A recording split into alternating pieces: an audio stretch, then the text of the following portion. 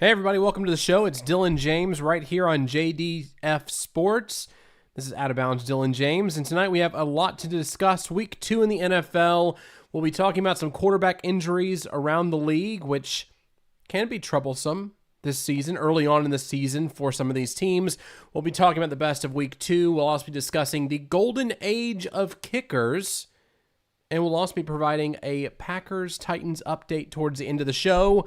So be sure to stay tuned throughout the rest of the show so we can talk about everything and anything NFL. And if you're in the chat watching live right here on YouTube, Wednesdays at 9 p.m. Eastern time, feel free to tag in the comments. We'd love to hear your thoughts on what's going on with your favorite team in the league currently, and we will also be answering any questions you may have regarding those teams. And if you're listening to the audio-only podcast, subscribe. Also, join us on Wednesdays because we will always be bringing you the latest and greatest around the league that we love so dearly. And to join me in that feat of discussing the league is none other than Tyler Sorensen, rocking the, don't tell me. Donald, no? Oh, on the roster. On the roster, current roster. On the current roster. Tucker Kraft? Backup. I don't know Luke then. Musgrave. Okay, well, close. Luke Musgrave. Close. Hey, so in my defense, I told Mom I want one of these 3 jerseys. Yeah. And my mom got me this for Christmas, so love her. I wanted either Luke Musgrave, Yeah. Colby Wooden, Okay. or Carl Brooks. So Interesting Tucker names. Kraft. Interesting names. So, hey, I liked all of them. I think each one of them might have come out of the same draft class. Because this is backstory. This is the first draft class that I actually wrote about and did a practice, here's my grades of them coming out of college sort of thing. So I liked all 3 of them. I liked some of their tapes. I'm like, yeah, I want to get one of them. And then of course the one that turns out to pop the most is of course Tucker Kraft out of South Dakota State University. But oh well. Luke Musgrave. Musgrave. Still good backup. Oh yeah, still a very good backup. Tore his ACL last year, which sort of sucks, and I think that's the reason why Tucker Kraft is sort of propelling a lot more. But I mean, with him as a backup, I mean, hey, he's a good deep threat as well. He had 1 catch last week, 1 catch the week before, so still that consistent. Hey, get open guy. Doesn't have a lot of juice on him, but can still get open and when it's needed. So yeah, speaking of one catch, what are the odds typically on him having 1 reception in a game? Do we even know? Have you even looked at those numbers? Luke Musgrave? Is it usually like I have no idea. I haven't even looked at the numbers. plus odds, minus odds? Okay. We'll look at that. We also need to bring back the OOB parlay again. I'm telling you what, this season, college football, I don't know why. I have no idea why. The first 3 weeks of the season, the past 3 weeks, I've bet on college football and put together a 5+ leg parlay. I've hit at least 1 5-leg parlay each week to start the season. Nice. I haven't gambled yet, so. Well, you got to jump on board, I guess. We have to bring back the OOB parlay and see how that goes. I've not been doing so hot in NFL, though, so far. I think I've done a little bit, some parlays mostly, and I've missed by 1 or 2 legs the times I've tried it. So we'll try to bring that back. I think that would be fun to do, and I think we have some more data at our fingertips this season as well, so maybe we can put together a pretty good parlay for the fans out there listening who were fans of OOB parlay last year. We'll bring that back either this week or next week. Did we win 1 time last year? We won a few times. We won a few times early on in the season, and then after that it just sputtered. But we learned from it. We grow from it. We'll be better this year. Better than Alex. Yeah. I mean, Alex, what, 500 across the season when he was with us? Something like that. Better than Alex. Anyway, let's get into all of this news that's happening in the NFL. Once again, if you are joining us live, feel free to hop in the comments. We'd love to get your thoughts on what's going on in the league currently. But let's first talk about one of the biggest headlines coming out of week 2, which is a bit concerning, especially looking at the future of the league. The quarterbacks in the league, there are quite a few of them that are injured heading into week 3. and doesn't bode well for the teams they're currently on. So we have Joe Burrow, who just got placed on IR, so he'll miss at least 4 weeks, most likely going to miss up to 3 months or so because he has turf toe. And it sounds like it's an issue that he will probably have surgery on, which will sideline him for at least 3 months. And potentially the entire season. There are reports out there saying that he could potentially be out the entire 2025 season, which that has not been confirmed yet. And the surgery has not been confirmed yet. So we will keep an eye out for that. But then we also have J.J. McCarthy, who has a high ankle sprain. Carson Wentz is going to be starting in his place this weekend with the Vikings, which, if you're a Vikings fan, you're not very, I would say you're cautiously optimistic because of the track record Kevin O'Connell has with reclamation projects. We've seen so many quarterbacks go to Minnesota under the tutelage of Kevin O'Connell and thrive. So maybe this is the year for Carson Wentz. Maybe Carson Wentz goes in there and just guns a-blazing, puts the Minnesota Vikings on top while J.J. McCarthy's out. Don't rush him back from his injury, and then they can continue. But we'll see how it goes this weekend. You also have Justin Fields, who has a concussion for the Jets, which he was the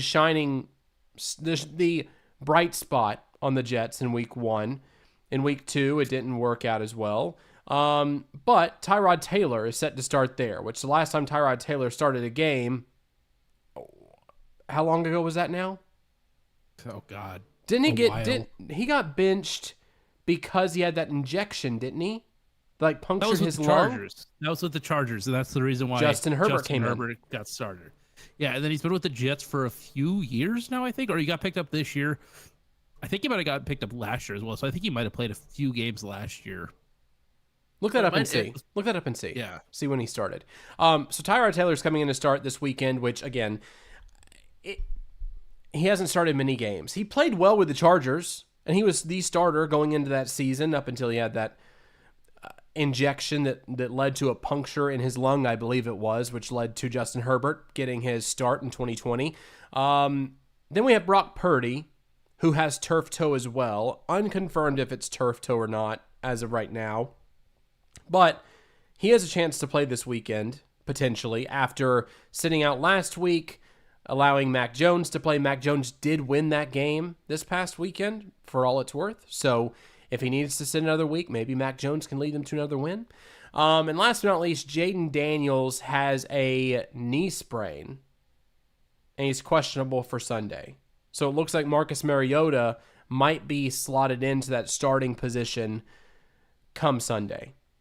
So there are several quarterbacks out there right now, starting quarterbacks who, again, are the faces of their franchise, the future of the league. They're all out this weekend.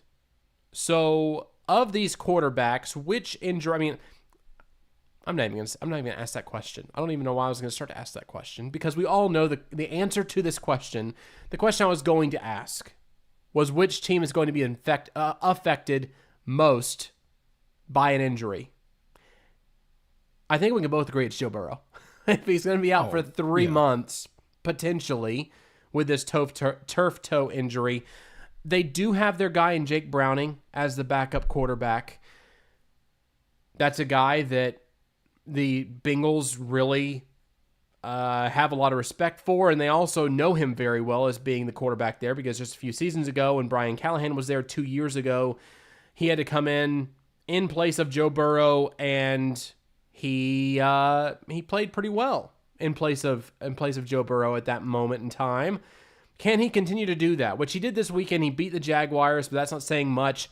Wesley Burton hopping in the comments. We'll talk about your Indianapolis Colts in just a moment and their upcoming game on Sunday in Nashville. We'll talk about that in just a moment, Wesley. But they beat the Jaguars, which is, I mean, nothing to write home about. Okay, like, it's Trevor Lawrence and the Jaguars. The Jags are going to jag. So they lost in comeback fashion. The Bengals came back and beat them in Jacksonville, which actually I think it was in Cincinnati, wasn't it?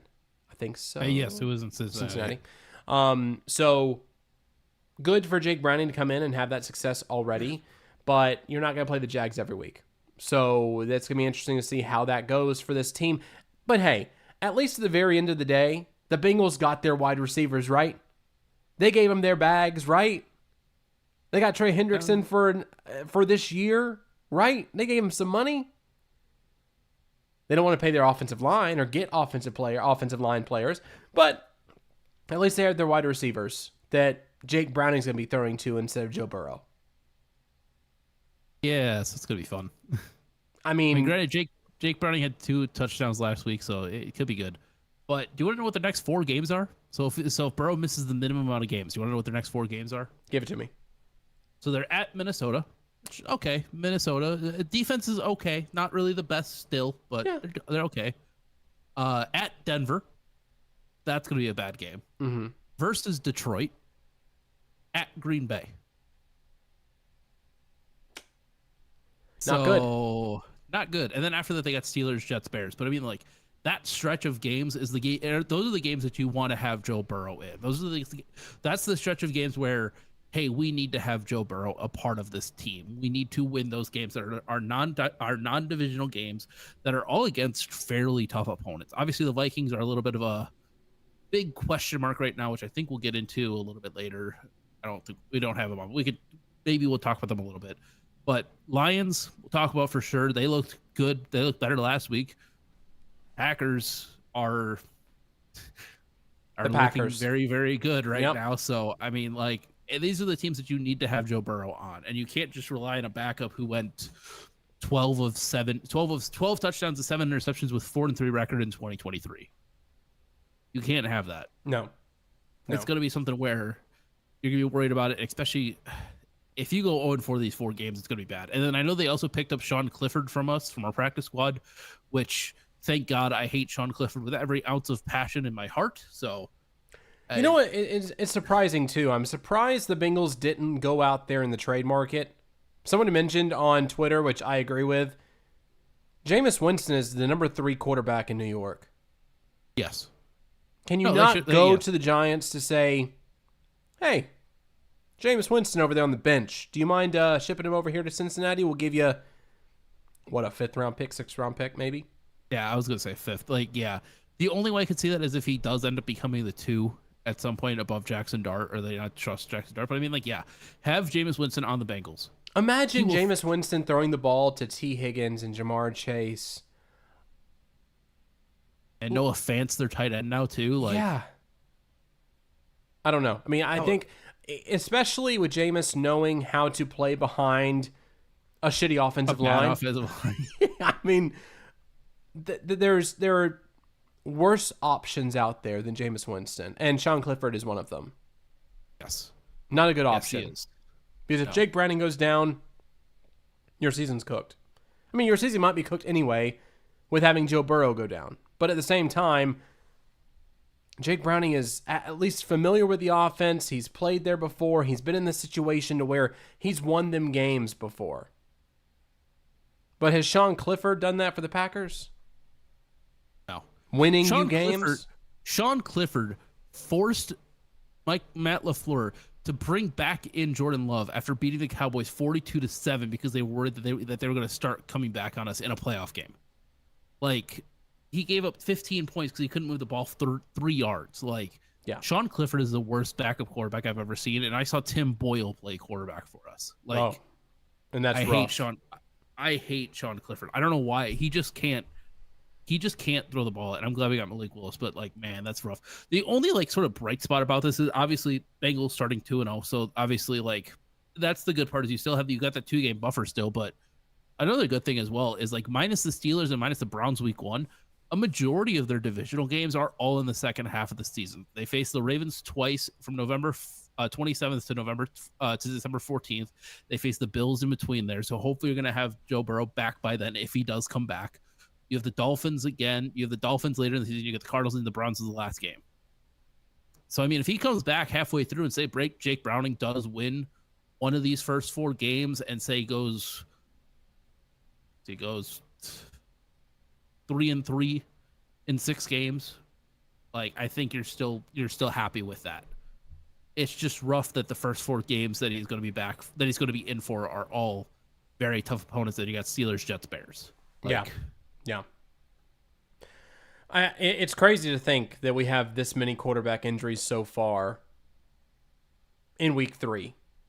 Heading into week 3, we have these many quarterback injuries, and we're going to be seeing these backup quarterbacks. I mean, again, people say that early on in the season, you can make those games back towards the end of the year. However, we saw how that panned out for Joe Burrow last year in the Bengals, where they were playing from behind the second half of the season, played really well, but they were unable to close that gap that they had already created. They had dug themselves into as deep a hole as they could in the first half of the season to where they were unable to get to the playoffs like they were hoping they would.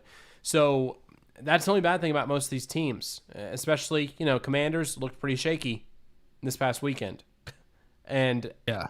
might have been because Jaden Daniels went down, obviously. But I don't know. I mean, Jaden Daniels going down, Brock Purdy potentially coming back this week. But again, if you have Mac Jones, if he won a game for you last week, then you probably have him out for one more week. I don't want to call it was a nothing game, but it was the Saints. So Yeah. I mean, it was as close to a nothing game as possible, which we all know what the Saints are doing. Yeah. We all know what they're doing. Here's the thing. They actually do look a bit competent, which I'm surprised by.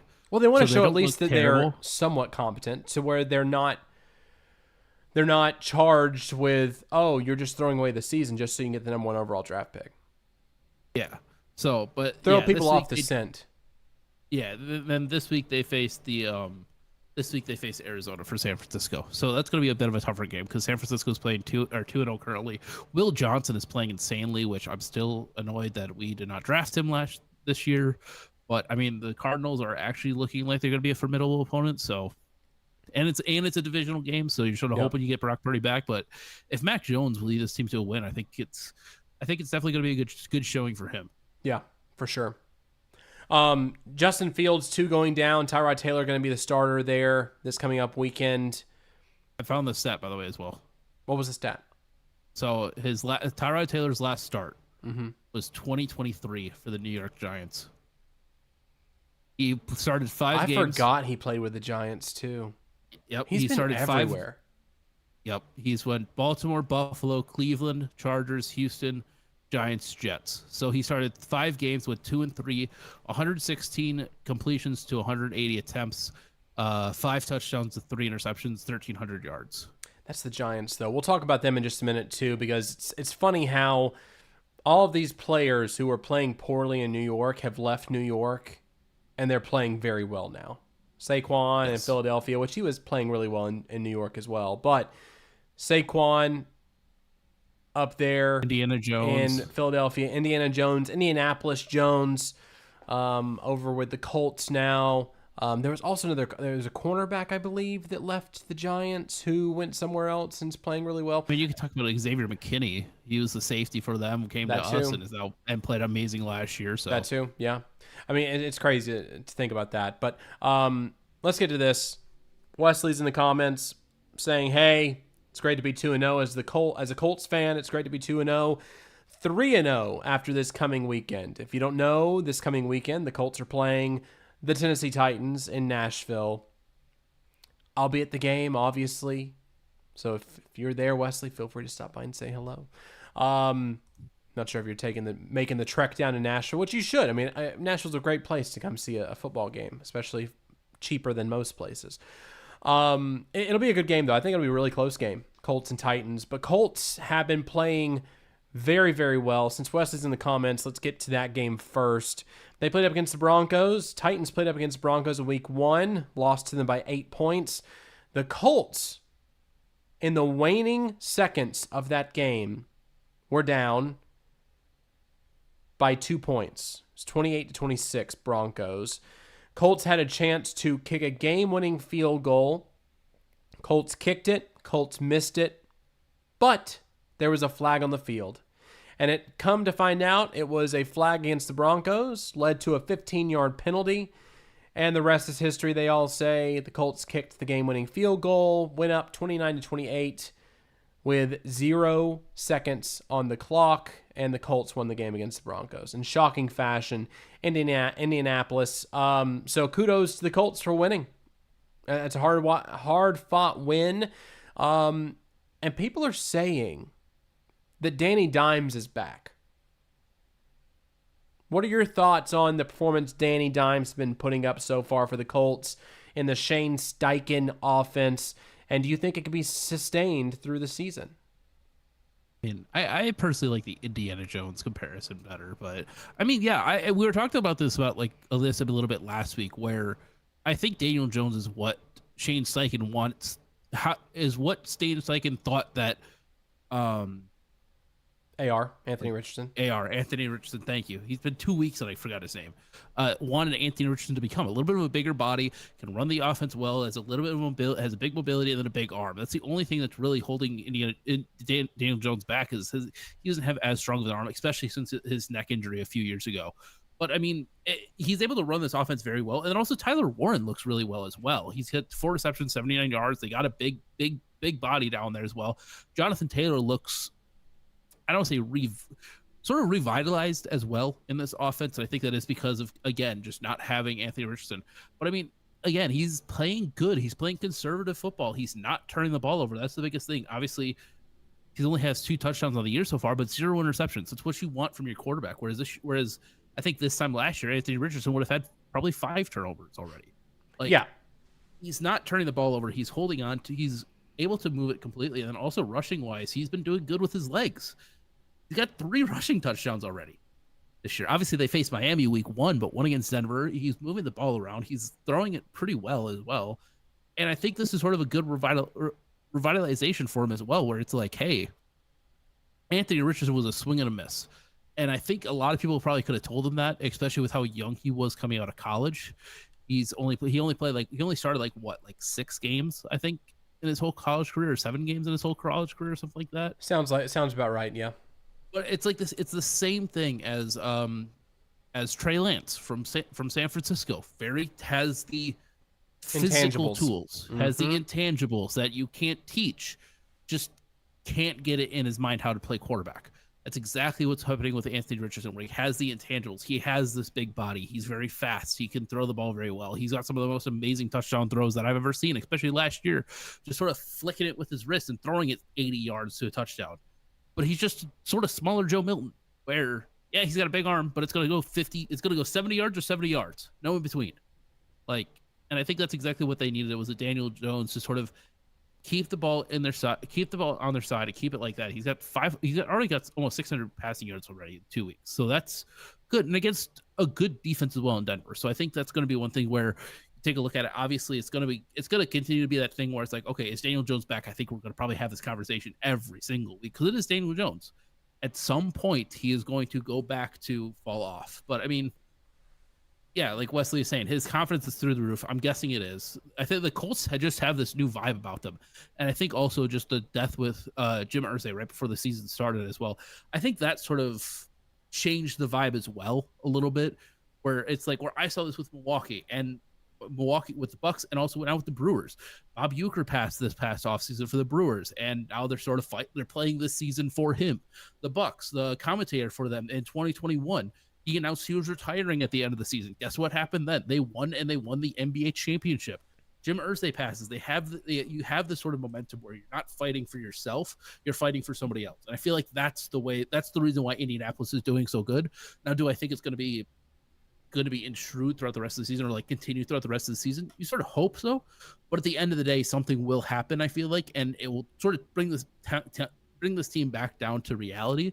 But I think the first month, maybe 2 months of the season, I could see them going, I don't say undefeated, but at least 5 wins. I mean, the biggest concerns I would have would probably be the Rams and the Chargers. Yeah. Those are the only 2 games. Yeah, those are the only 2 games where it's looking at it the only thing that sucks is obviously they play you guys twice, and I feel like you guys are gonna play tough to them because it is a divisional game, obviously. But it's looking at the first 8 games, the Rams and the Chargers are really the only 2 teams. Maybe the Cardinals if they continue this projection this way that they're going, but it's that's 3 games that you're really sort of circling and be like, hey, this could be a loss. Hey, this could be a loss. But they're playing with the confidence they have, especially after last week where they get a fluky penalty to get them to re-kick the field goal. It's going to be something where, okay, let's try to keep this up, keep the momentum going, and keep this sort of ball rolling. Yeah. The Colts have not punted the ball once yet this season through 2 weeks. So they've been scoring on every drive they have so far this season, which is great for them. That's something that needs to continue. I don't see that continuing. That's something very hard to sustain. So once that occurs, I think we'll probably see a little bit more of a drop off and come back to reality for the Colts. However, they are playing very, very strong. They're playing very good. Jonathan Taylor has 118. I think it's 118. Let me double check here. I think it's 118 yards per game. He's averaging currently. Very quiet, but he's getting his yardage. And not quiet because he's on my fantasy team. So I mean, not that quiet, but it's good. Daniel Jones, 71.4% completion percentage. Something that Anthony Richardson has not been able to sniff his entire NFL career so far, his young career so far in the league. 294 passing yards per game, 2 touchdowns, only been sacked twice as well. So the offensive line's been doing very well for him so far, especially, seeing the success of Jonathan Taylor having, that much yardage per game. I mean, that's showing you that the offensive line is getting their way in both of these games. So it'll be interesting to see how they match up against Titans this weekend. Tyler Warren, their tight end, has been playing very, very well so far as well. Been able to line up pretty much anywhere in the offense, and he's been getting a lot of reps. So a lot of success there, but you also still have Michael Pittman Jr. You still have Alec Pierce. You still have a bunch of playmakers on that team. Jonathan Taylor, again, too. I mean, it's definitely a stacked lineup when it comes to the offense. And again, like you said, Daniel Jones is playing mistake-free football currently. As long as he can keep that up, that's when the Colts will be successful. But if he starts getting erratic, if he starts, trying to do too much as a quarterback, like he was doing with the Giants, that's when you'll see the cracks start to form in this team. But as of right now, I mean, Daniel Jones is playing very, very good. High confidence. He's playing with a new team, and Shane Steichen has a lot of trust in him so far, which that's something that you really didn't have with Anthony Richardson over the past year and a half, and that's the reason why he lost his job as quickly as he did. But coming into Tennessee, I think it's going to be fascinating to see the defensive matchup between the Colts offense. I think the Titans defense, especially if Tavondre Sweat comes back in this game, shutting down the run game, forcing Daniel Jones to throw it will be fascinating. L'Jarius Sneed this past weekend was matched up a lot against Devontae Adams and played pretty well for it to be against Devontae Adams. There are a few reps, obviously, that he lost on. And it's his second game so far this season. First game that he's actually played almost the entire game was this past weekend. So good corner play by him, good corner play by Woods on the opposite side as well. And the safeties were playing pretty well too. I'll love to watch this matchup though. Every time the Colts and Titans play, it's always fireworks. It's always a great game to watch, especially interdivision. I think it's going to be very fascinating to see how this pans out for both teams. But again, the Colts are playing very good right now. And the Titans have been unable to capitalize on getting in the end zone. I mean, that's the big thing for them. They haven't been scoring touchdowns. Cam Ward threw his first touchdown this past weekend to Alec Eilmanor in the end zone. If you haven't seen it yet, you need to, or you haven't been watching ESPN over the past few days. Great throw across his body, a throw that you're not supposed to make, but he threw it across his body to the opposite side of the end zone, and it went right, dropped into a bucket to Alec Eilmanor. Beautiful throw, beautiful catch by Alec, and I think that chemistry there is going to be very, very strong. But I love to see how this matches up this weekend, in person especially. I've seen some clips and such of Daniel Jones playing, but I'm excited to see how he plays in person. Wes's schedule isn't too tough. AFC South shouldn't be a problem to win. Laugh out loud. We'll see how that goes, Wesley. We're only 2 games in. So glad we drafted Warren. I saw the stat that he has more receptions and receiving yards than Granson had all year last year as the Colts' top tight end. So that's big. That's big. Yeah. And I mean, also, too, you sort of mentioned Daniel Jones' current completion percentage was 71.4. You want to know what his highest was with the Giants playing a full season? A full season's worth? Well, yeah, full seasons or before he got hurt. Because there's one season that he's got like a 68%, but he only played 6 games, so I'm not counting that. So that was the second highest. That was Not looking at this year, that was the second highest. Not looking at this year, that would have been the second highest, yes. Okay. 70, 69, something like that? 67.5, but 67.2 was his highest before this season, and that one season he only played 6 games in. Interesting. And that was in 2022. So it's one of those things where it's something to take a look at. Obviously, it's only like 4% higher, but that's still comparative to a whole season. That's still a big jump compared to that. And I think also obviously like looking at Giants compared to Indianapolis, the Giants that year had, who do they have as their wide receivers? They had where'd it go? I want receiving yards. They had Darius Slayton, Richie James, and Isaiah Hodgkins as their wide receivers. 1, 2, 3. So big upgrade with Colts wide receivers. So I'd say so. And looking at the schedule too for the rest of the season, Rams, Chargers. Like I said, the first 2 months, I think that's going to be the two teams that I would assume would be the close. Yeah, you circle them. I think they're going to be interesting matchups. I think they could potentially be losses for the Colts, but those two games especially. But then you look at the Steelers, November 2nd. I mean, that could be a tough game too, especially if Aaron Rodgers is still out there. At that point of the season, you're hoping he's still healthy, he's still playing, which I assume so. Steelers game. I don't know. Falcons, that's going to be in Berlin. Falcons and Colts. Falcons, if they start gelling the way that I think they will, that team could be pretty interesting. Yeah, it could be a really tough game for the Colts. And then after that, I mean, obviously you're at Kansas City, which the way Kansas City's been playing, it's going to be looking bad, but it's still Kansas City. So you can't doubt them no matter what. I think the Texans are definitely still an interesting one. Obviously, being in the AFC South, so it's going to be a divisional game. But the offense for the Texans don't look good, but the defense is still that defense. Derek Stingley's been looking like one of the best corners in the league. Will Anderson is still Will Anderson. You still have Daniel Hunter. What's his first name? Danielle Hunter.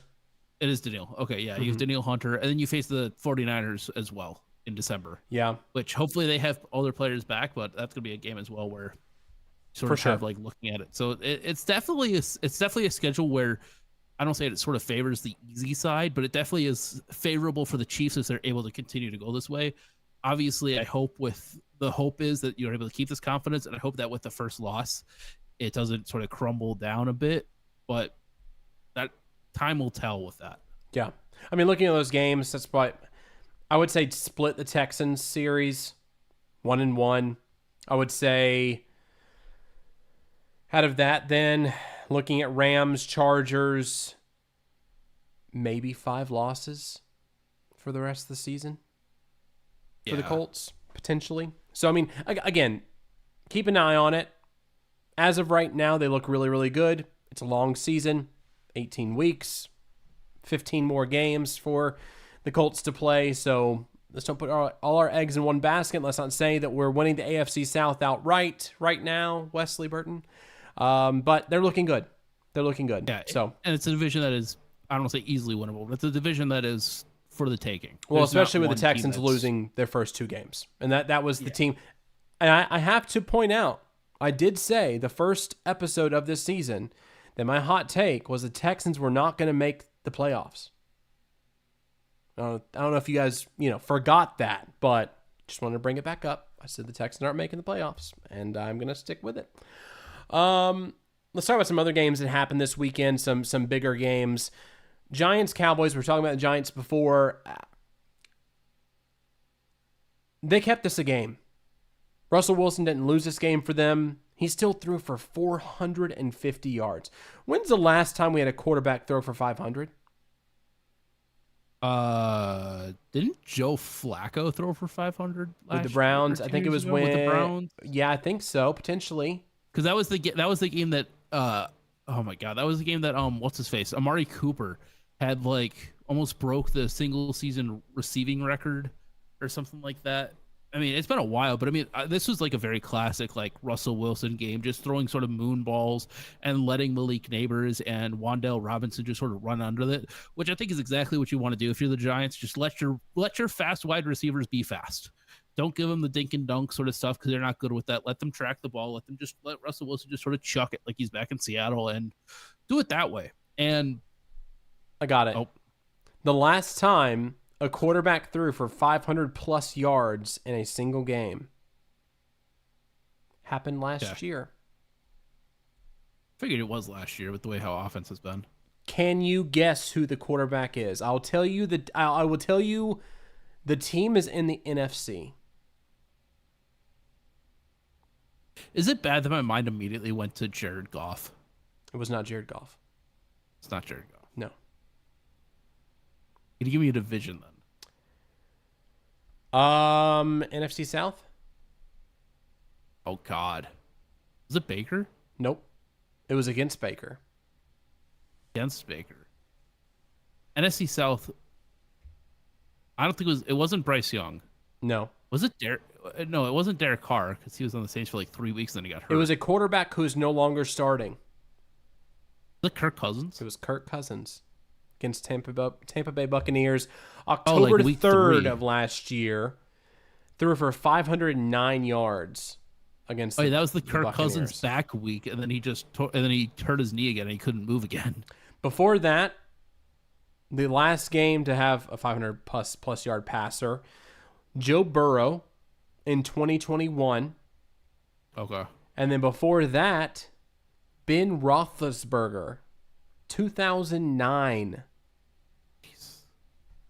522. I'm sorry. 522 in 2014. That was the last time before that. I'm pretty sure Matt Flynn had the 500-yard game. Interesting.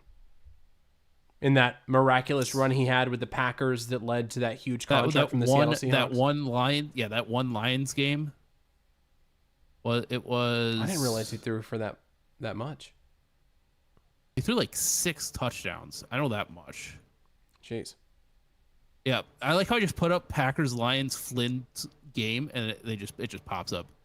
Oh, Matthew Stafford had 520 yards, 5 touchdowns, 2 interceptions. Matt Flynn had 480 yards, 6 touchdowns, and 1 interception. Do you want to know when this game was, by the way? Was that Thanksgiving or no? No, it was January 1st, 2012. In January, these two teams threw for over 900 yards passing. That's wild. That's wild. Green Bay in January. Wow. So, that's insane. But looking at this game now, I'm sorry we got off on a tangent on 500-yard passers because it did not happen this weekend, but it was close. 450 is pretty close. Russell Wilson did not lose this game for them. The defense, I guess you could say, probably did because this game was back and forth the entire time. Giants, Cowboys, back and forth.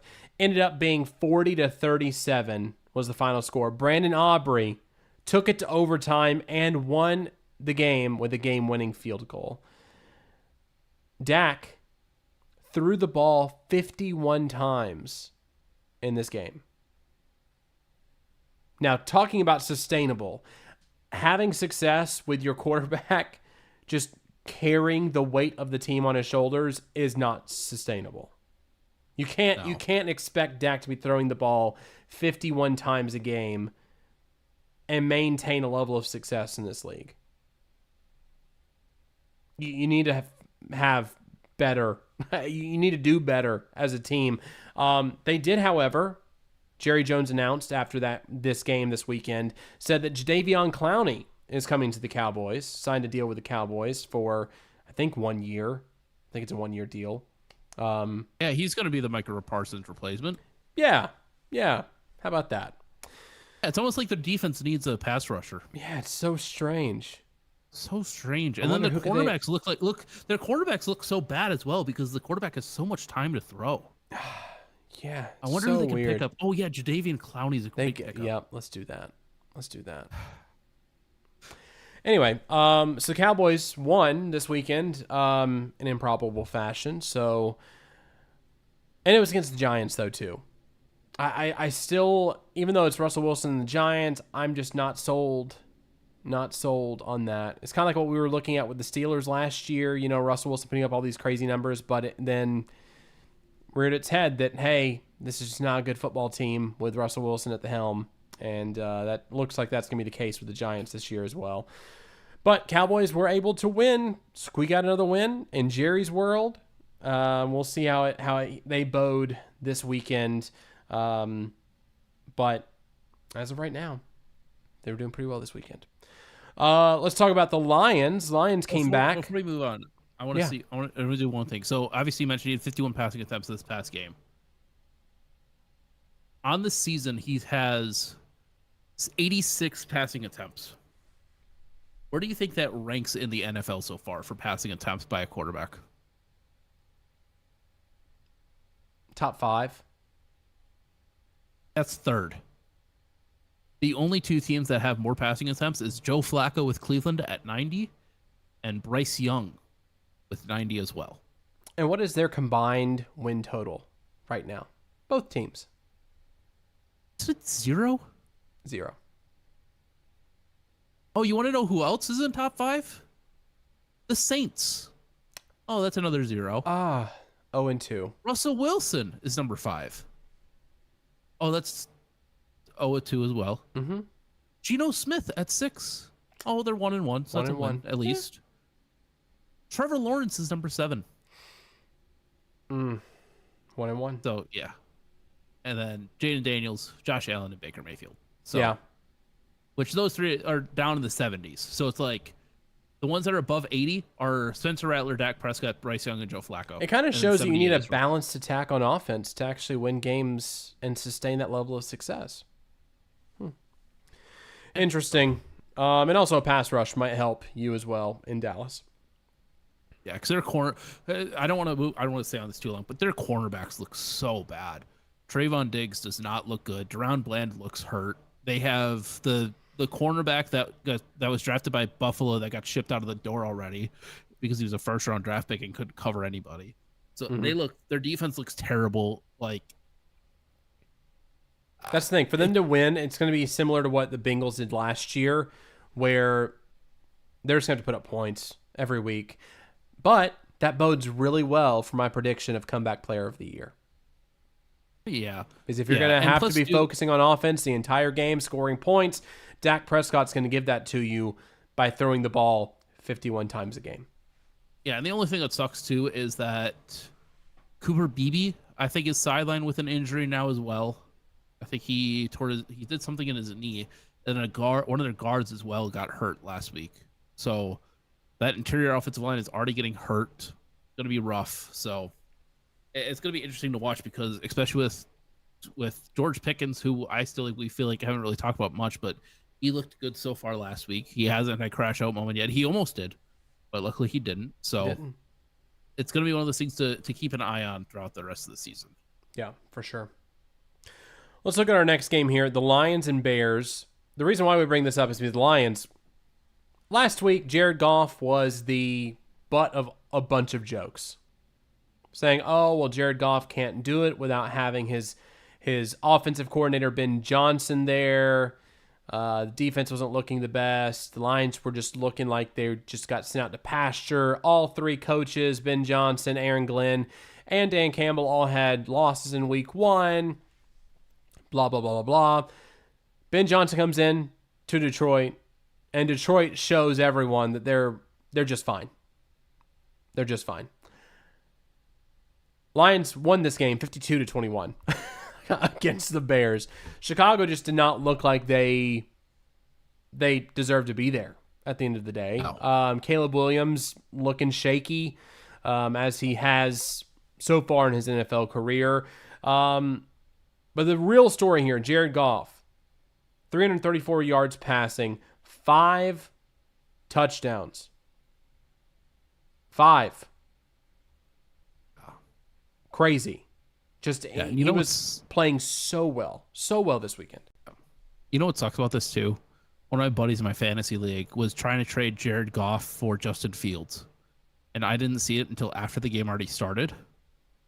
and then he like declined. He canceled it right as soon as the game started. I'm like, dang it! I wish I would have seen that before the game started. Yeah. So, but yeah, no, Detroit looks good, and I think we're gonna talk about the Packers a little bit. So I don't want to hit on this too much, but I mean, obviously week one is obviously when you don't play anybody in the preseason, it's going to be a rough week one, and I think that was a portion of it. Plus the Packers look really good, so that was a portion of it. But the Bears look so bad. They look so bad, and I don't know if it's just the scheme is very difficult to learn and they're still learning it. I don't know if it's just Caleb Williams doesn't really look all that good, but the running game doesn't look good. The offensive line looks okay compared to what it was years prior. The defense though is just terrible. The only reason why I could sort of put like an asterisk on it is because that all their DBs are hurt right now. Jalen Johnson is I believe out for almost the entire season. Another defensive back they have is out for basically the entire season. Like it's one of those things where it's like their DBs are hurt, and I think they're starting to realize that. And especially with the Bears pride themselves on their defense. That's the 85 Bears, the 2008 Bears with Brian Urlacher and all them. Like they pride themselves on their defense, and when you don't have a good defense, you're gonna hear about it a lot more. And I think especially this game sort of proved to them like, hey, their defense is not that good. And they have Dennis Allen as their defensive coordinator, so it's going to be interesting to watch what happens this year after that happens. Because I don't think he's that good of a defensive coordinator anyways. But, yeah, Detroit looks back like they never left. I think it was also one of those things where, hey, we got beat by the Packers and people are all calling us shit. It's time to dial it up to 12, not even 11. They're going to dial it up to 12, especially with Dan Campbell. And I feel bad for the rest of the league. So, yeah. Wesley Burton saying next game in quotation marks, Lions versus, are we talking about the Bears, Wesley, or are you talking about their next opponent, which will be the Ravens this weekend? Is that who you're referring to? He also said D Swift is killing them. I mean, D Swift still played pretty well in this game. I mean, I think he had 5.3 yards per carry, a touchdown in this game, 12 carries. I think he did get injured, though. He is questionable, his status for this coming up weekend. And he practiced in limited capacity on Wednesday due to a quadriceps injury. See, I just don't like DeAndre Swift because he can't read an offensive line. He doesn't know how to read his own concept. So that's my biggest thing. He got shipped out of Detroit because of that with Ben Johnson, and now he's back being with Ben Johnson. So I'm not surprised. I wouldn't be surprised if he gets shipped out next year. So it's one of those things where it's just like, okay, now we just got to put it in. Obviously, the Bears are playing the Cowboys next week. So hopefully they can get back to it, especially with how shaky the Bears defense has looked. But I mean, if they lose against the Cowboys, it's going to be one of those things where it's going to be very, very, very rough. And also too, just the Bears playing up against the North, it's bad. I had the stat beforehand. My God. Westell said he's almost being outrushed by Williams. 116-85, the laughter of a game against Detroit. The laugher of a game against Detroit. Yeah, that's rough. Yeah, no, it's not good. So, okay, so this is from 8 months ago. This has been worsened beforehand. But on January 31st, in January 22nd, I hate how they put this because they put it in European, so it's the 31st of January 2022. Yep, there you go. Bears GM Ryan Poles said, we're going to take the North and never give it back. This is 8 months ago. Since then, the Bears have had a worse win rate, 0.294, than the Matt Patricia Lions, 0.314. I'm actually really surprised Ryan Poles still has a job. I am too. To be honest. Because, I mean, at this point, you've gotten rid of your coach. You have a better coach now on paper. So you should probably be looking at your GM next. It's the Bears cycle. It's going to fire Ryan Poles this year. Then they're going to bring in a new GM. Then they're going to fire Caleb Williams next year. And then they're going to bring up a new quarterback that can run Ben Johnson's system. And then they're going to fire Ben Johnson. It's going to be the same thing again. It's going to be the same thing like it was before. And I was genuinely looking forward to this year for Chicago, making you be like, hey, I think you guys can actually be good. But I was I mean, they talking have to the Bears fan pieces who there for offense, especially with Ben Johnson being an offensive guru like he is, coming from Detroit. You have the pieces to be successful there. DJ Moore, you have Caleb Williams. I mean, you bring over DeAndre Swift, which, I mean, he's familiar with the Ben Johnson system. But, yeah, I mean, you had pieces there in Chicago. You thought they were going to be playing better than what they have been so far, especially the second year of Caleb Williams. But it just hasn't panned out yet. No, and especially, too, because I was talking with a Bears fan last Sunday, so before the Lions game started. He was at the Bears-Vikings Week 1 Monday Night Football game. He said this to me. He's like, I was watching Caleb. He looked like a sissy. He was not cheering with his team after after touchdowns. He was just sort of sitting on the bench and pouting to himself. And I'm like that's what I've heard a few times. It's like, hey, he's pouting to himself, and it's just like, I don't know. The whole thing is weird, especially with that sort of hit piece that came out a few weeks ago with what was it, like 32 anonymous sources being coaches, which I don't take that. I take that with a grain of salt, but that grain of salt is starting to grow a little bit, especially when you can physically see him sort of pouting, not cheering with his linemen, not doing any of that. And you look at the other side especially with Minnesota, which even though Minnesota, we're not really going to talk about that at all, but with Minnesota, they don't look good. But J.J. McCarthy is still cheering on the linemen. He's hyping them up. He's saying, hey, we're still in this. We're doing this sort of stuff. That's the difference between a leader and a quarterback who's got the intangibles but doesn't have the mindset. Well, and that's how they won. That's how the Vikings won in Week 1. It's because J.J. McCarthy just didn't give up on the team, didn't give up on what they were doing. And in the second half, he came back and actually looked like the J.J. McCarthy we were expecting him to look like. From all accounts from Kevin O'Connell and everyone at practice, that's the quarterback we were expecting. And we saw that in Week 1 in the second half. Week 2, you really didn't see it as much. And now with him having the high ankle sprain, it's not looking the best for J.J. McCarthy moving forward. But yeah, I mean, Caleb Williams just has not looked like he is integrated with the team very well. Doesn't have that leadership mentality. Doesn't again, you talk about sitting on the sideline, sitting on the bench, and kind of being secluded from others. Will Levis did the same thing in Tennessee. Will Levis was doing the same thing last year and the year before that too, just not really involved, engaged with all of his other fellow teammates. But you see, like Cam Ward, for instance, going out there on the sideline, sitting with the defense, sitting with the offense, talking to everybody the entire game, just being engaged, being involved, and showing the team that he cares. And Caleb Williams just doesn't have that leadership mentality, it seems like. Yeah, and I feel bad because I feel like in a few years we're going to be eating our words here, but it's like, if that doesn't happen, I could see him being a backup, a journeyman backup, sort of like a Carson Wentz. Because I know that was the big thing coming out of him. Was obviously he had the intangibles. And he had that almost MVP season before he tore his ACL. But the biggest thing about him was just he was a dick. Like that was like the biggest like sort of hit piece at that point was like he was a dick to his teammates. He didn't get along with his teammates, and I feel like that's going to be another thing happens where this is like the first few years that Caleb Williams has been bad. He's never been bad before, so he's bad now, and he doesn't know how to handle it. So it's going to be interesting to watch when it does come, like years when a year goes by, and say they do stick with him and they stick with this offense, and he keeps having an offensive coordinator. Because I think this is like his 9th offensive coordinator in 4 years, in 8 years or something like that. So it's like, but that's the way the NFL is going. So it's going to be interesting to watch, like if the whole offense stays together, especially with Ben Johnson's system, and he's still the quarterback, what sort of happens.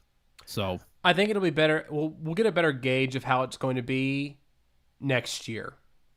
Yeah, with Ben Jones, Caleb Williams being the second year, and especially if you have a head coach who can actually be a head coach and call plays, then you typically have more continuity, obviously, with your quarterback that way. And if you need to have defensive coordinators, you can cycle through defensive coordinators. That will change, every couple of years probably. But as long as you have that consistent play caller for your quarterback, then it usually does bode pretty well for that situation. And that's kind of like what we've seen in Cincinnati with having Zach Taylor be there with Joe Burrow the entire time, being the play caller and having that continuity. They've been able to win a lot of games when Joe Burrow's been healthy. So we'll probably see that flourish a bit more next year. This year, they were expecting it to occur pretty quickly, but it just has not started the way they thought it was going to, and I don't think it's going to end that way either. So We'll see No, how it goes the rest I of the season, but I yeah. don't have high hopes for the Bears as far as what I've seen so far. I don't have high hopes for the Bears at all. Yeah, I just hope he doesn't turn into a Trevor Lawrence, where each year we're waiting for that next year breakout. Oh, he's going to break out next year. Oh, he's going to break out next year. Oh, he's going to do offensive coordinator. He's going to break out next year. I just hope that doesn't happen. I can tell you that Trevor Lawrence is stop having that conversation about Trevor Lawrence. Yeah, Stop it. it's Wesley been can probably 5 years. Wesley can probably attest to it in the chat too. The AFC South is not afraid of Trevor Lawrence.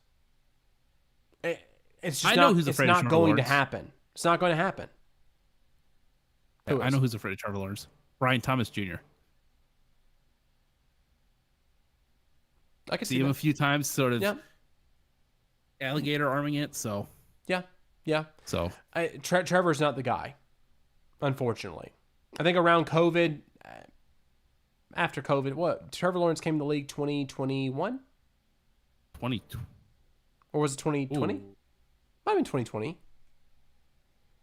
2020 was. I think it was 21. He was drafted first overall. Yeah, Because it wasn't the same year. It wasn't the same year as Yeah, Burrow and Herbert and all them. I think. yeah, he was next drafted year. 2021. He was drafted 2021. And the thing is, we all get caught up in that he's a generational talent, generational quarterback. Get caught up in those storylines, headlines about quarterbacks like that, and Trevor Lawrence just has not lived up to that. And I don't think he ever will. Wes says he needs a change of scenery. Probably. So speaking of changes of scenery, I think this is interesting. What do you think Trevor Lawrence's highest completion percentage is in his career? NFL career? NFL career. 64%. Oh, 66.3. He's got like what was it, 1% higher than Daniel Jones? So Well, and the thing is, he had, I believe Urban Meyer was Urban Meyer was not his first head coach. It was. Urban Meyer was his first year head coach. In Urban 2021. Meyer was the coach Okay. in 2021. Okay. That year was insane. And So, Doug Peterson the rest of the way after that. But looking at Peterson Urban and now Meyer, Liam Cohen. and then now Liam Cohen. Looking at Urban Meyer, people were saying, oh, well, once Urban Meyer gets out of there, they'll have a quarterback coach, a head coach that is a quarterback whisperer because of what he did in Philadelphia, and they had him for 3 years, 22, 23, 24. Yeah, 3 years. 3 years there in Jacksonville. Didn't make him better. There was no improvement there. It was just the same old Trevor Lawrence the entire 3 years he was there. Now he's on his third quarter. He's on his third coach after they gave Trevor Lawrence that huge contract extension 2 years ago. Or maybe it was the beginning of last year when he got that contract extension. But they're locked into Trevor Lawrence for how much longer now? 2 more years? 3 more years? It's a while. See, he is with the Jaguars until 2030. Never mind. 5 years. Rough. And he has a potential out in 2029. Rough. Well, Wesley and I really hope that things continue the way they are right now in Jacksonville until 2029. Which I think they will. 2028. You hope he does good in 2028, so that way then they can keep him for 2029. Oh, yes. Right. So 3 more years after this year. So That's wild. I can't believe they decided to give him a contract the way they did. What did you see? We didn't see anything from Trevor Lawrence to say, you know what, he deserves an extension through 2030. There was nothing about his play that led me to believe that he would be the franchise guy in Jacksonville. The one time I saw him come out of the tunnel during a playoff game and tell his wide receivers in the most monotone voice possible, let's go out there and play with some swag, guys. I knew it. That was the end. That was the end for Trevor Lawrence right there. where's he from? California? I don't know. I know he went to Clemson, but Sunshine? I always just think of Remember the Titans. Sunshine when I think from of Remember the Trevor Titans, Lawrence. yeah. Sunshine. He does look like Sunshine. So he's from Knoxville, Tennessee. Oh. I'm glad he didn't go to Tennessee.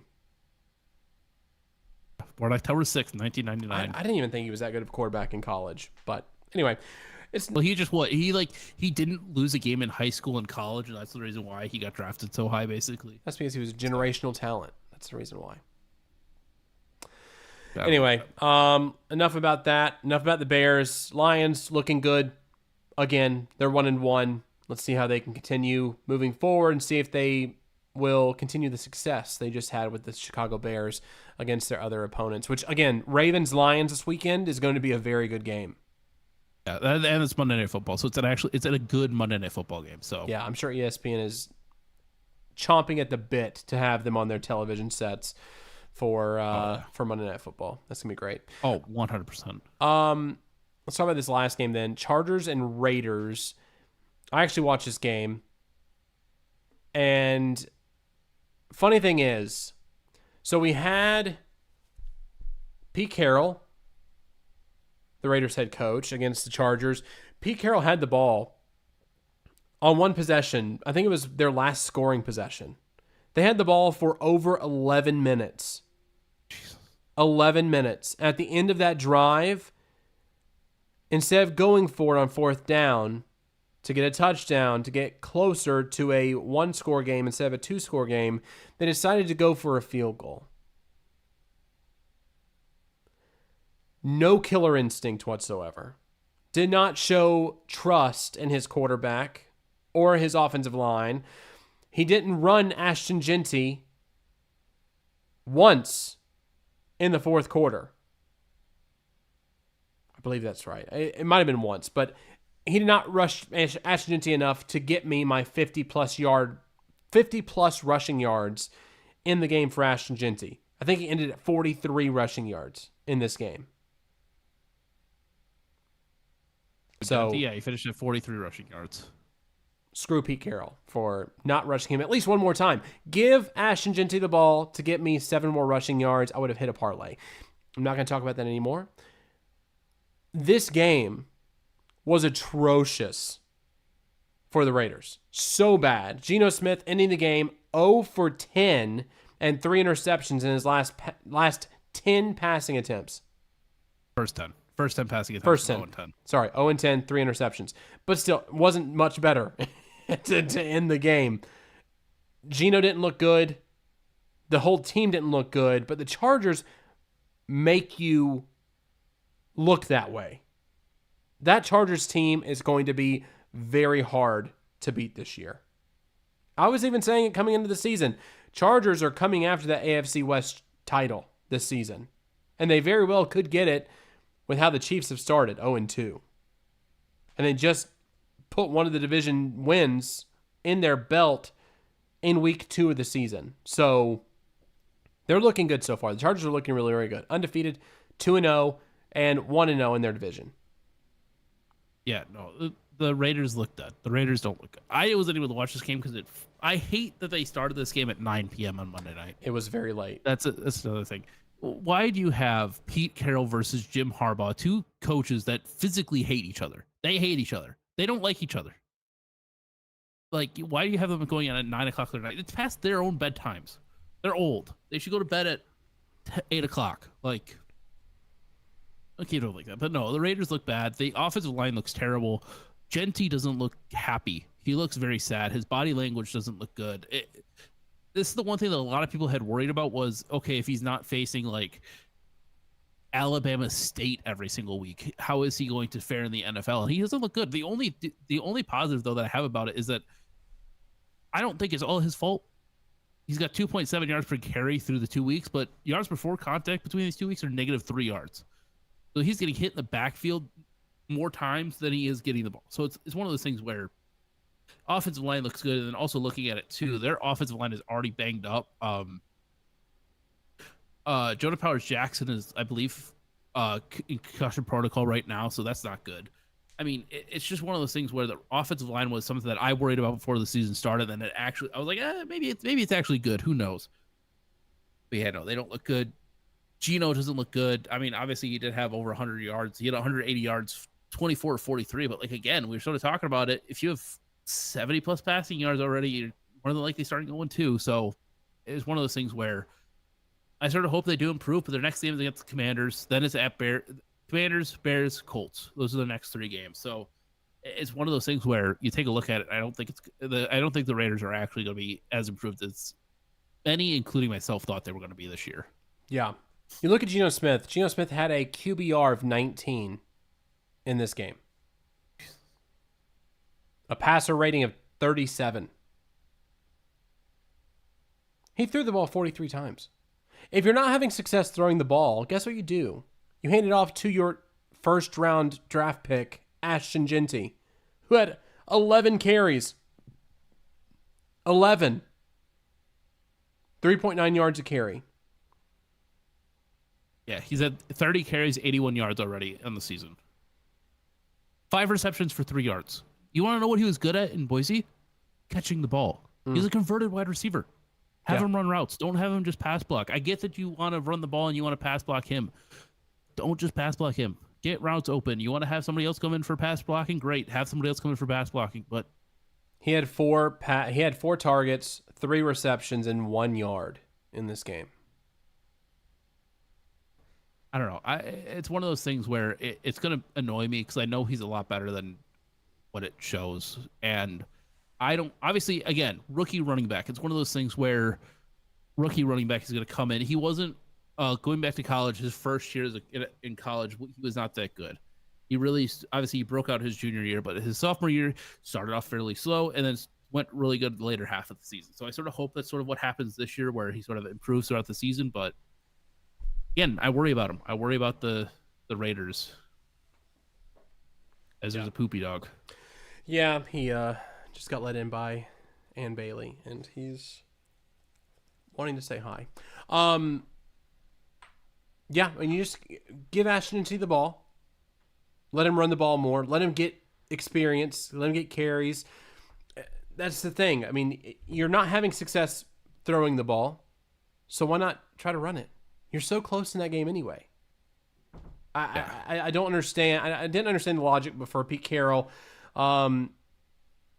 They were down 20-6 in the second half.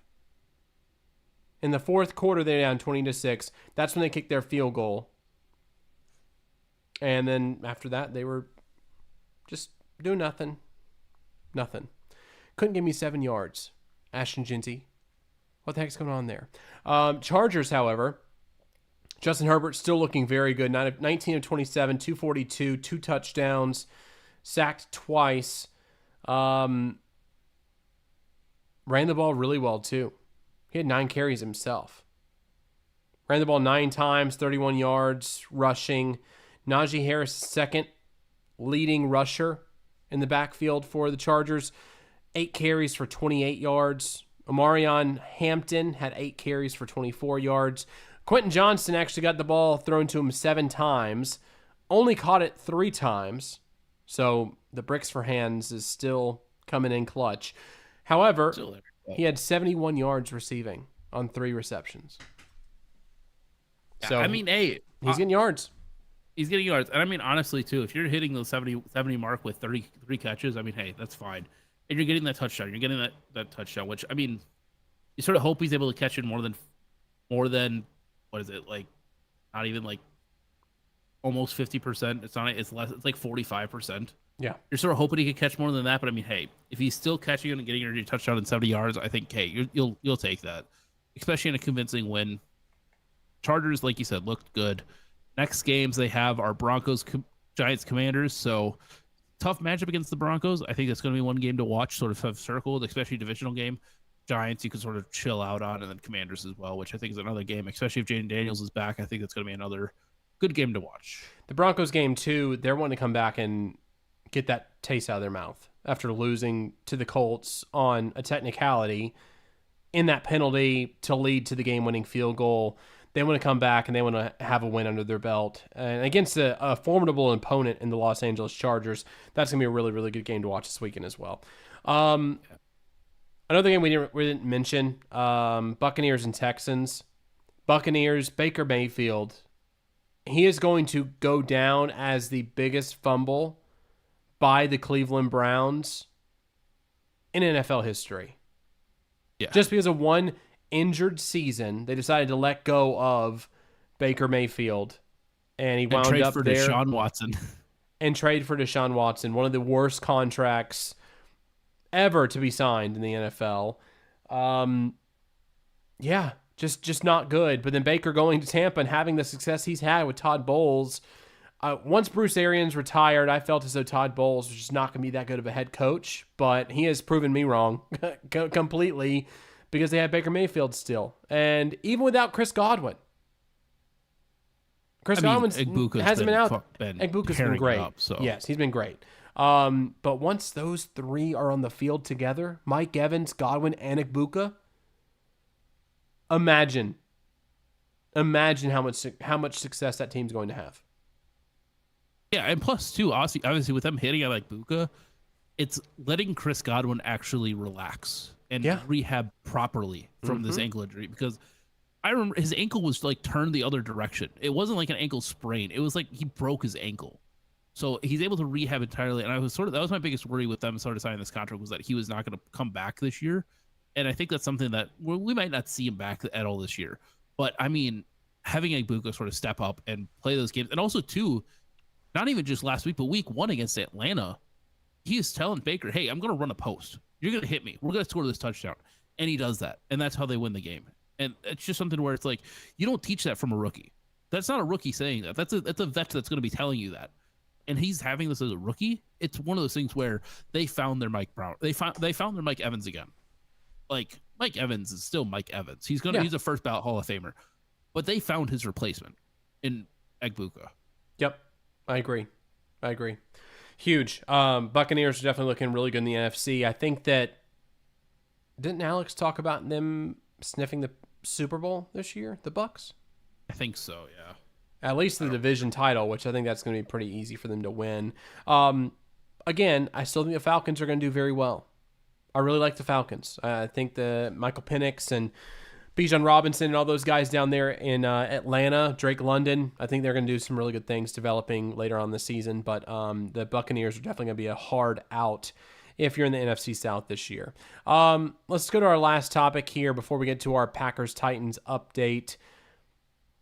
Are we in the golden age of kickers? Tyler, you can go ahead. You put some stats in here that I'd love for you to share with the audience. Yeah, I did. Yeah, so I was listening to a podcast earlier, and they sort of had this question as well. I'm like, truthfully, I think so. Obviously, you look at the Brandon Aubrey kick versus the Cowboys, which I saw that we were talking about that. So I'm like, I had to mention that. He hit 64 yards a game to have this game go into overtime. That was the record a few years ago before Matt Prater broke it, and then Justin Tucker broke that again. So, I mean, that's a record. And since last season being the season that sort of kicked everything off, double the amount of 60-yard field goals compared to the 20th century combined, which, I mean, obviously 20th century compared to 21st is going to be a lot different. But I mean, just how good these kickers are and how special teams sort of overlaps, it's still insane where it's like the amount of 60-yard field goals is just double the amount already from last year. And then 50-yard kicks from 2000s were 54%. So basically like Shaq trying to hit a free throw, compared to the first 2 weeks, they're sitting at 84%, which is like Michael Jordan hitting a free throw, which it's a shorter sample size because obviously 2 weeks compared to about a decade worth, it's going to be a lot worse. But I mean, it just sort of shows you that kickers are improving in ways that we don't understand. Obviously, a lot more of these guys are like, oh, they played soccer in high school. Oh, they might have gone to like Brandon Aubrey, again, sort of bringing him up as well. He got drafted to play soccer. Yep. He was drafted for the MLS. Didn't do well in the MLS, went to become like an office worker, and then made it to the UFL and got picked up by the Cowboys. Same thing with Jake Bates. He was a brick salesman. I don't know how many times I heard that last year. Went to the UFL and then got picked up by Detroit. So it's one of those things where I think you're not going to see a lot more kickers get drafted, because I think the biggest thing as well is obviously accuracy. The yips is sort of a big thing as well. We see pitchers talk about that a lot, but I think also with Jake Moody from the 49ers, after his ankle injury, he sort of wasn't the same. But I think the biggest thing is just the leg strength. when you're in college, you don't really train it because you're sort of training as a team. Obviously, you don't really have all these specialties compared to like the NFL. Obviously, college and NFL are still similar in some ways, but I feel like if you're in the NFL for a while, you're able to train your like more to specialty things. So I think it's going to be interesting.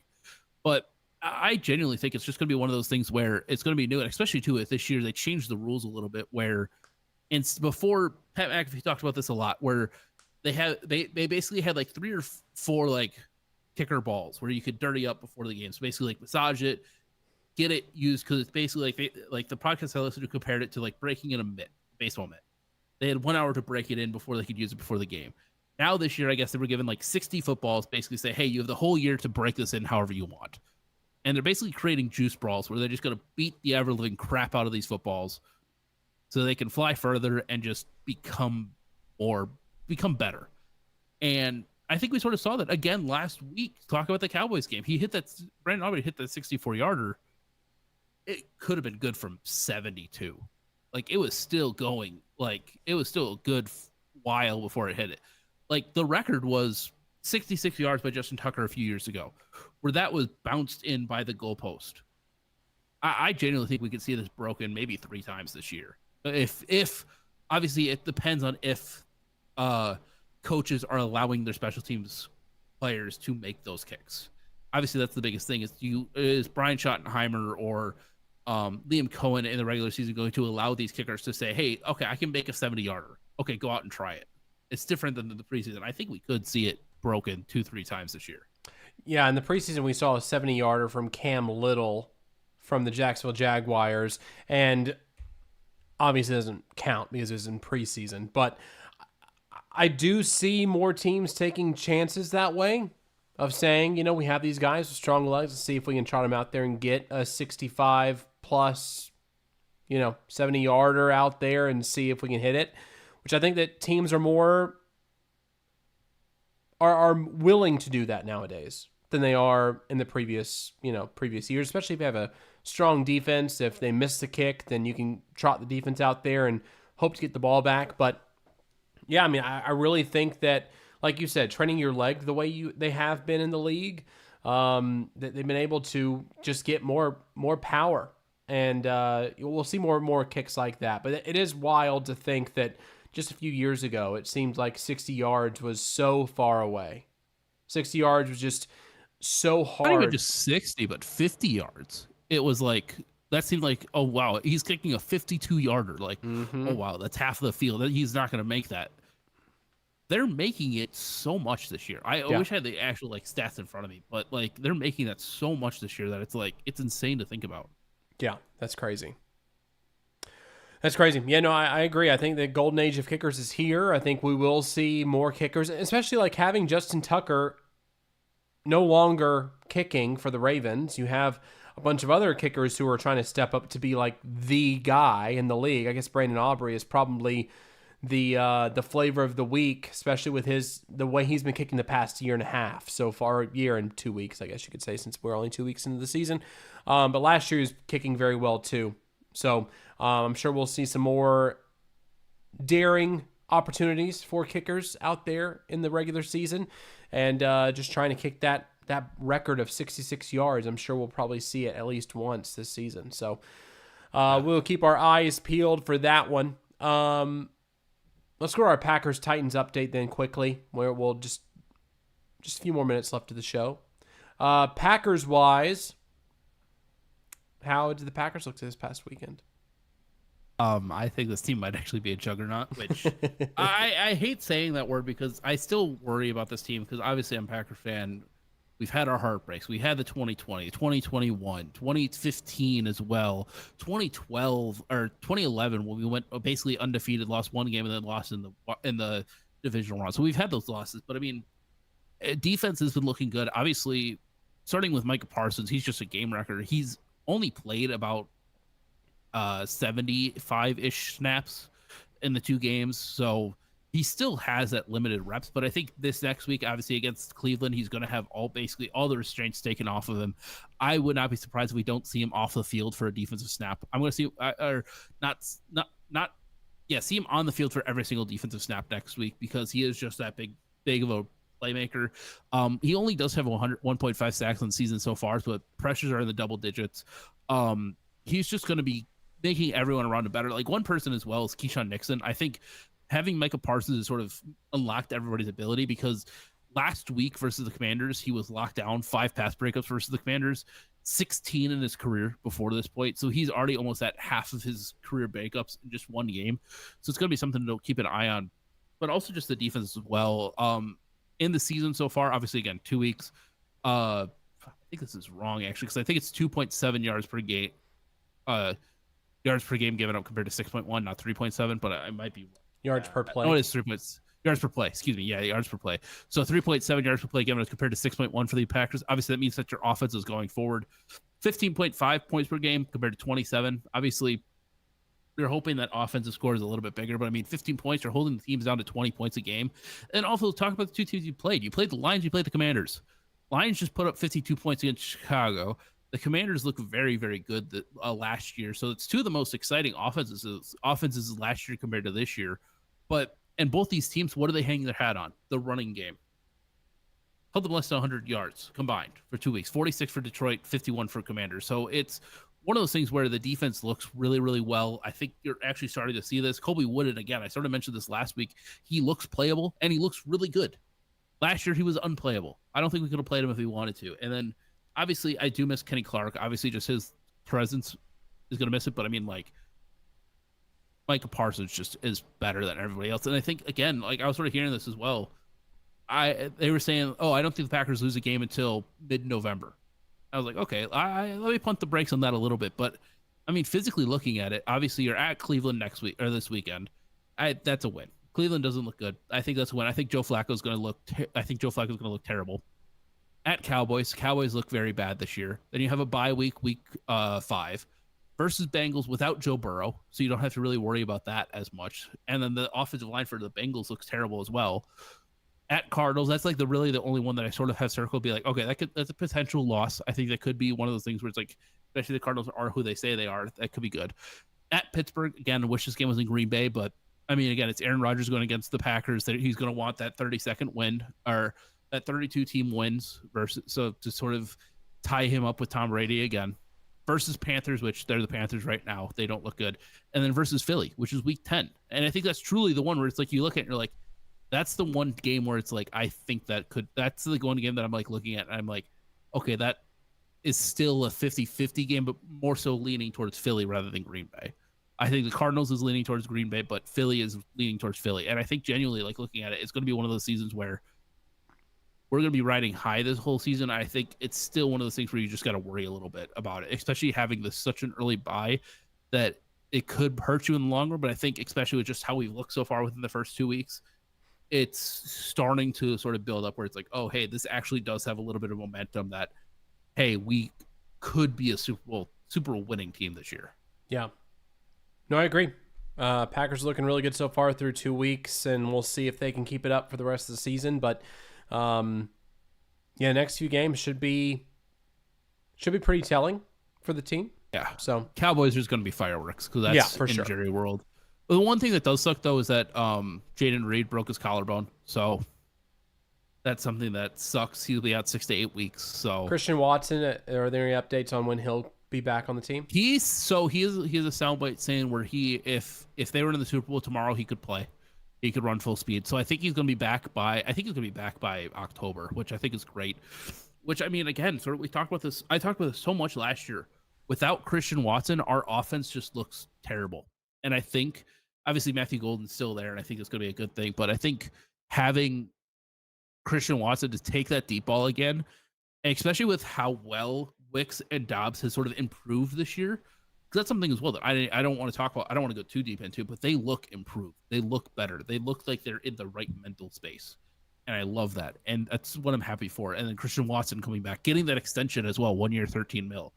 It's something where it's like everything is sort of falling into place and like the puzzle pieces are there. It's just, okay, is the picture clear enough or is it still a little bit fuzzy?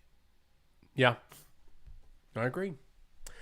Well, let's kick it over to the Titans. Titans this past weekend had their first home game against the Rams. The Rams looked like the Rams. They looked really good. Titans had their first passing touchdown of the season from Cam Ward to Alec Eilman, like we discussed earlier in the show. If you haven't seen it yet, you haven't been watching ESPN or NFL Network, or you've been living under a rock the past few days. You were at this game, correct? I was, yes. You were on the field for a bit as well, right? I was, yes. So there was an experience for the Legend of the Game, and it was a Javon Curse experience for season ticket members. I was one of the members down there with Ann Bailey, and we went down and got to meet Javon Curse at the end of the third quarter. He came out and hyped up the crowd. You know, they have the microphone. They say, okay, on the count of three, yell, tighten up. And so that's what he was doing on the field. We got to take a picture with him and everything, which is pretty cool. We were also in a featurette on the Brian Callahan show on TV, showing that experience and showing us taking a group photo with Javon, which is pretty awesome.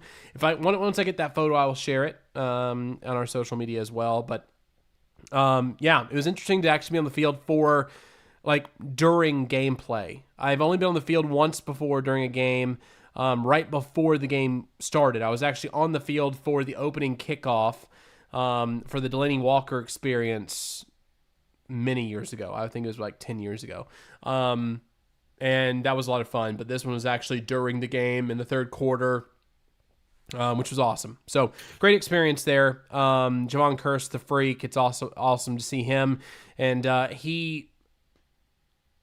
crazy in person, just jacked still. I'm not surprised. Jacked. He is a freak. It looks like he could suit up today and still be as effective for the defense rushing the passer as he was back in 99.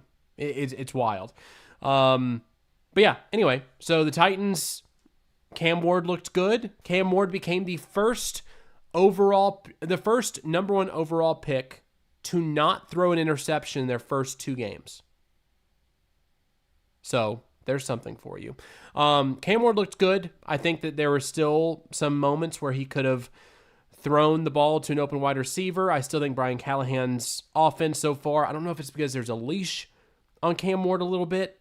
He seems to be coaching scared offensively, but he needs to let off the reins a little bit and let it to where you actually start throwing some shots on the field. You're actually taking some chances because, one, Cam Ward's not going to learn if you don't do that. Two, Brian's really coaching for his job this year. At this point, over 2 weeks, I have not seen a single ounce of development as a play caller from last year. It looks the same. The play calling looks the same. It looks flat. It looks just, he's relying too much on the run, even though Tony Pollard had a really good day on Sunday. I think Tony Pollard looks as effective as we thought he would be coming into the season compared to what we saw in training camp and what we saw in the preseason. Tony Pollard's going to be a really, really good running back for this team this season. But overall, Cam just has not been unleashed yet, it doesn't seem.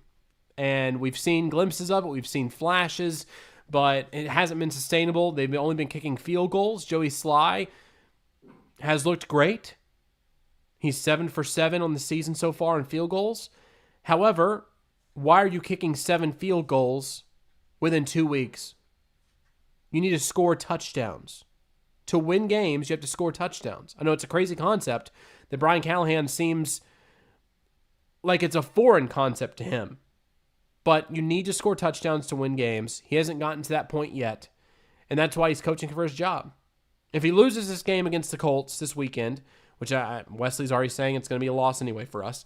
But if he loses this weekend against the Colts, a division rival, at home, and then you go to the Patriots game, and I think in week 7, I think it is, you go to the Patriots game, Mike Vrabel homecoming, and you lose that game as well, then that's not good.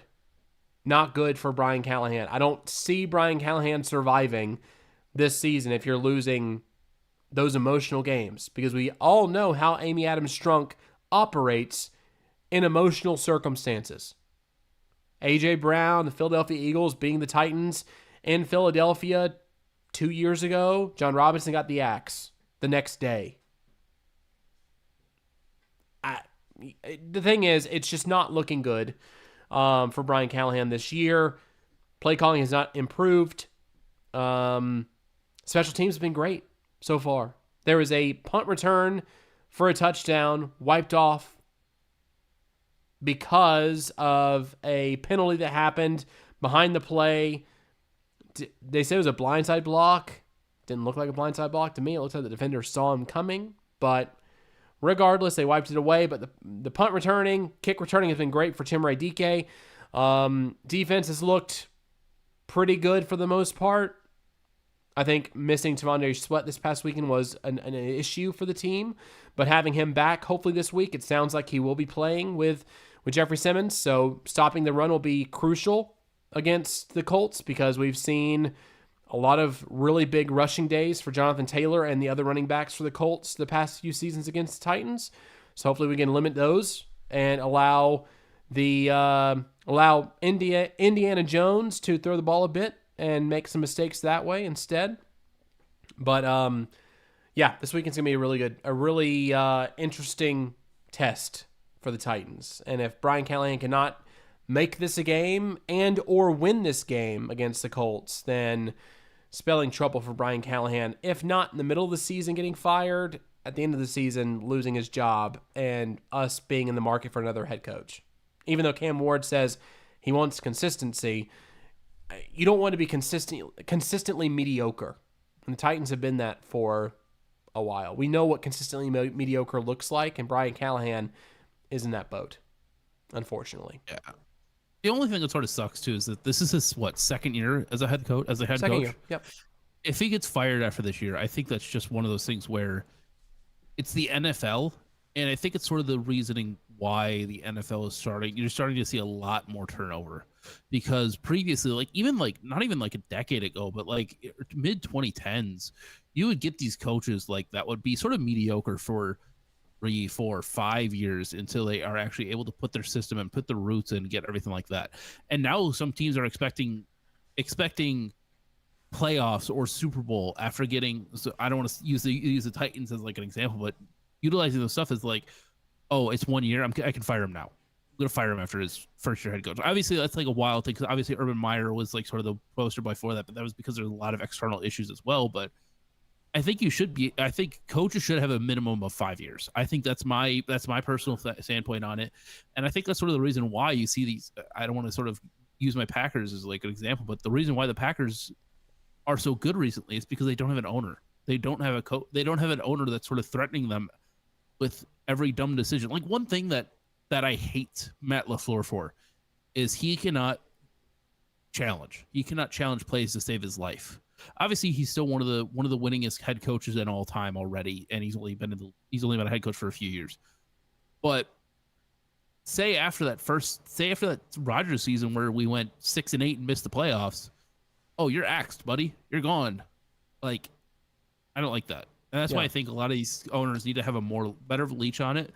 I do think some owners are respectful with that way, but it's still if you're a head coach and you get fired after 2 seasons, that's insane. There is a few coaches that I think should be fired already, but that's another story for another day. I agree. I think that you do need time. However, there would be more leniency if I've seen development from year 1 to year 2, especially the players that have been here both years. And I haven't seen that development. I haven't seen a progression in how well he calls plays. His offensive play calling is just not, he just does not get into the game flow. We've talked about last week too. The game flow is not there for Brian Callahan. He just does not know how to do that. And another thing too that kind of irked me, no one really talked about it. There was 35 seconds left to go in the game. Titans were out of it. Titans weren't going to win. There's no way for them to get back the ball and for them to score and get in a position to win. However, there was a penalty that was on the Rams before they kicked a field goal, or before they went for a kneel down or something along those lines. Titans accepted the 10-second runoff and accepted the game clock to start back up and just waste 35 seconds at the end of the game. In my opinion, you're down by, I think, 17 points at that point or what have you, whatever the final score was. I think it was 33 to 16 or something. I don't care if you're down that much, especially in your first year with a rookie quarterback, or your second year with a rookie quarterback. You're still trying to get some reps for him. In my opinion, I think it'd been best to just decline that 10-second runoff, let them kick a field goal, and then just get the ball back and have one extra rep of saying, we're down by 35. We're down 35 seconds left to go in the game. Just see what you can do. Get the ball down the field, see what you can do, in my opinion. They just let the clock run out. Brian Callahan ran out and just shook hands with Sean McVay, and they went on their separate ways. In my opinion, I think he really showed that he's just like, I'm just going to lay down. I'm just going to let it happen. I'm not going to give my quarterback any reps to go up against defense he hasn't seen before today and get some experience. In my opinion, I think he should have gotten experience in that moment. But he didn't. He decided to let the clock run down all the way to 0 and just end the game mercifully. That mentality shows me that he's A-okay. Just lay down in any game, regardless of what the score is. Have a killer mentality. That's why you have these coaches like Dan Campbell going for it on 4th down everywhere. Like, I'm not saying you should be doing that every game. I'm not saying you should be doing that every down. But at least have some sort of killer instinct in a game. Offensively. Somehow. Something. And Brian Callahan doesn't have that. And so I don't think he's going to get that. That's the thing. And with the development of year 1 to year 2, it's just not progressing the way it should. And at a certain point, you just have to say, I made the wrong hire. I think that was the wrong hire in the moment. Unfortunately, I think Brian Callahan's a nice guy. I'm not saying he's bad. I'm not saying he's a bad guy at all. I'm not saying he could potentially be a better head coach if he wasn't play calling, but I don't know if he's going to give that up. So at the end of the day, I think that it's just time to kind of. We'll see it. We'll see how the end of the season goes. Again, there might be more progression, might be more killer instinct that kind of sneaks in there. I just don't see it at all, and I hope I'm wrong, but that's it. Last but not least, there are 10 teams who are 0-2 currently. Panthers, Bears, Browns, Texans, Chiefs, Dolphins, Saints, Giants, Jets, and Titans. Sorry. Since the NFL merger in 1970, 43 of 422 teams, that's 10.1% of teams, made the playoffs after starting 0-2. So with those statistics, well, one team's going to make it to the playoffs. And I think we both have the same answer of who that's going to be. Yeah. But I mean, out of all these teams, I think they're the only one that's like, that's a little bit of an outlier. So compared to recent history. So yeah, I think the Chiefs are probably going to be that team. But that's just wild to see that we have 10 teams so far sitting there at 0-2. Majority of those teams we kind of expected to be there. Yeah, I mean, honestly, Dolphins, Saints. I had Dolphins, Saints, Giants, Browns. Panthers. I didn't have the Panthers in my bottom 5.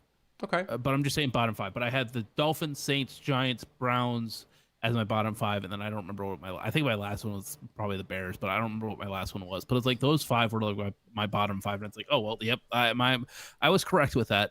I was sort of hoping the Panthers were going to do a little bit better, but I mean, I don't know. The Panthers just. Bryce Young doesn't look good. CJ Stroud looks terrible as well. I don't know. It's bad showings. I was hoping the Jets were going to do good as well, but now they're 0-2, so I'm sort of walking that one back again. But I don't know. It's going to be one of those things where... Yeah, it's funny. Alex Pieper and his brother Andy, I'm involved in a group chat with them and some friends from Nebraska. Huge Kansas City fans. Huge Chiefs fans every weekend. And they also love watching Dylan Raiola then. Yes, they love Dylan Raiola. They love Dylan Raiola as well. But yeah, I'm sure they're thinking that same thing there. So you're saying there's a chance, which there is for the Chiefs. If the refs have anything to say about it, which they do, there's a chance for the Chiefs. Yeah.